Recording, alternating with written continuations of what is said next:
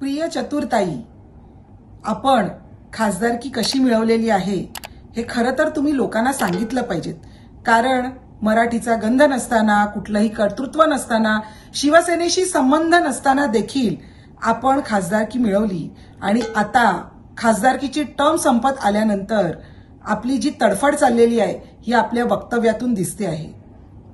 खरं तर बुलंदीमधला एक डायलॉग तुम्हाला कदाचित माहिती नसेल की बिल्ली के दात गिरे नहीं और चली शेर के मुंह में हात डालने. अशीच काहीतरी तुमची परिस्थिती झालेली आहे. तुमचा काही संबंध नसताना दावोसला गुलाबी थंडीत तुम्ही काय केलं हे जरा तुम्ही लोकांना सांगा.